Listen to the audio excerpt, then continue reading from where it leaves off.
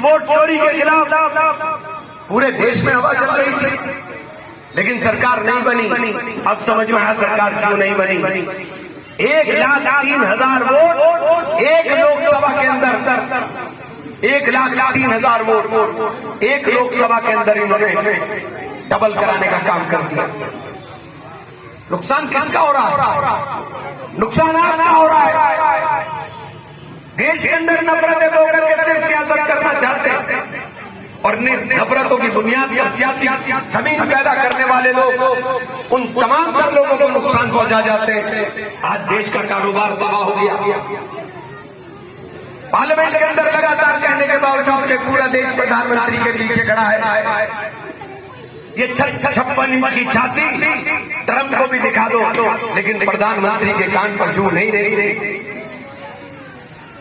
Ukraine जैसा छोटा सा देश अपने मुल्क की बात ऊपर ट्रंप के आसपास व्हाइट हाउस में बैठ करके वार्ता छोड़ के चला जाता है, लेकिन हमारे प्रधानमंत्री के मुंह से एक लफ्ज नहीं निकलता कि पाकिस्तान और हिंदुस्तान का जो झगड़ा, हमारा जो लड़ाई सिंदूर ऑपरेशन हुआ था, उस ऑपरेशन को ट्रंप ने नहीं रुकवाया।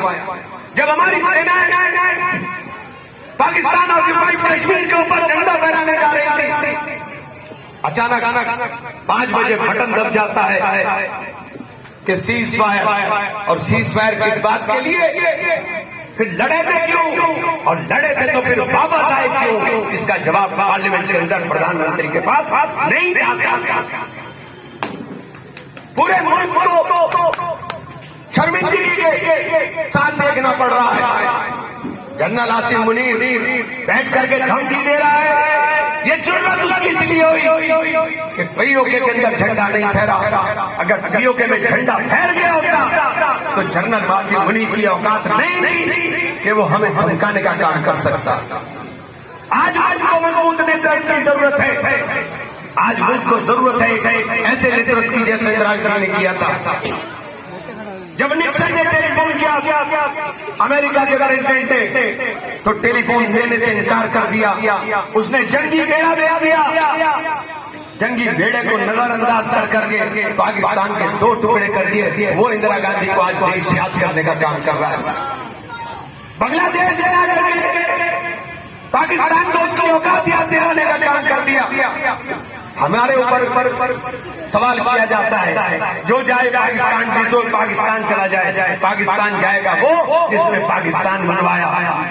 हमारे आबा अजदाद ने हिंदुस्तान में रहने का फैसला किया, अपनी मिट्टी में रहने का फैसला किया, अपनी जमीन पर रहने का फैसला किया। पाकिस्तान बनाओगे तो और जाएंगे हम नहीं। कौन सरकारें करवा रहा था?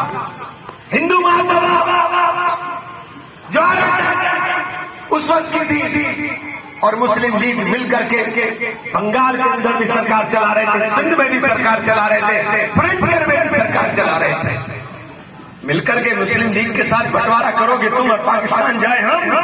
पाकिस्तान जाओ तुम, अगर तुम्हें ज्यादा शौक है पाकिस्तान जाने का।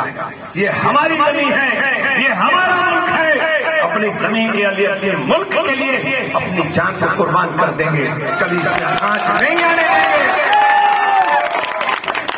इसलिए दोस्तों, आज इस यौम आजादी के मुकद्दस मौके पर आप सब लोगों से अपील करना चाहता हूं कि मुल्क की फलाह और बहबूदी के लिए हम लोगों को इकट्ठा होकर के, जो नारा इस मुल्क की संस्कृति का है, हिंदू मुस्लिम सिख ईसाई आपस में है भाई भाई, हम लोग इकट्ठा होकर के मुल्क को मोहब्बतों के साथ खींचने का काम करें। आप लोगों का बहुत बहुत शुक्रिया साथियों, धन्यवाद। जय हिंद।